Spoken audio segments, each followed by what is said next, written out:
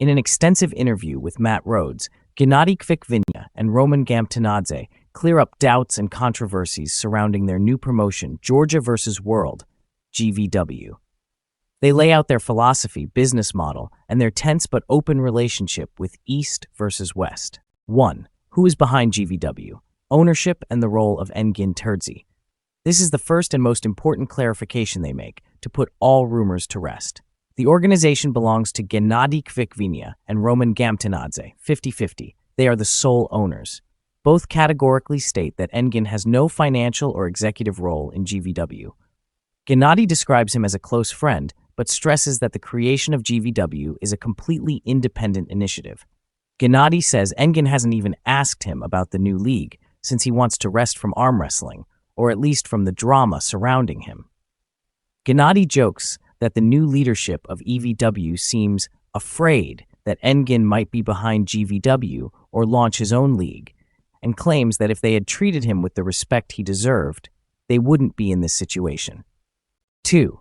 The philosophy of GVW: serve the athlete, not the other way around. This is the core of their message and a direct criticism of other organizations. Genadi is very passionate about this point. He declares that a league should serve its athletes, not the other way around. He criticizes organizations that aim to create monopolies just to fill their own pockets. He argues that no organization has the right to forbid an athlete from competing elsewhere unless it pays them enough to live from the sport. He gives a hypothetical figure. If a league pays an athlete at least $200,000 per year, then it can demand exclusivity. Until that happens, he considers it a sin to prevent them from seeking income. One of their missions is to highlight the lower weight classes, starting at 58 kilos, since he feels they have been ignored by the major leagues despite having world-class athletes. 3. Relationship with East versus West. Tension, but the door is open. Genadi confirms that he is still under contract with East versus West and will respect it. However, his motivation to compete there is low since Engin's departure. He says that if they call him, he will compete, but personally he doesn't want to. Genadi and Roman accuse the new EVW leadership of contacting athletes already lined up for GVW, trying to dissuade them from competing by threatening them or quickly signing them to block their participation. Despite the tension and negative signals they've received from East versus West, both make it clear that their door is open to collaboration. They reveal they have already privately contacted Robert Baxter to try to coordinate and avoid a chaos that would harm the sport. 4. Business model and future plans. Genadi and Roman clarify that they don't rely solely on pay-per-view. They have strong backing from sponsors and a circle of investor friends, mentioning Genadi's sister as one of the main supporters. The PPV will cost less than $20, depending on the final production quality. The event will be held at the Tbilisi Sports Palace, 3,600 seats, with tickets going on sale soon.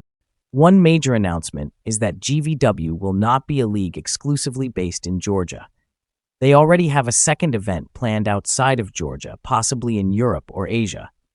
The rules will be very similar to WAF's to avoid circus matches and injuries, though refereeing will be slightly more lenient with micro-fouls to encourage entertainment. On Levan Saganashvili's possible participation, Genadi said the door is open, but they will respect his current contract and won't try to sign him. Their strategy is to build such a prestigious league that Levan, as a patriot, will want to compete in a Georgia versus World event in his home country.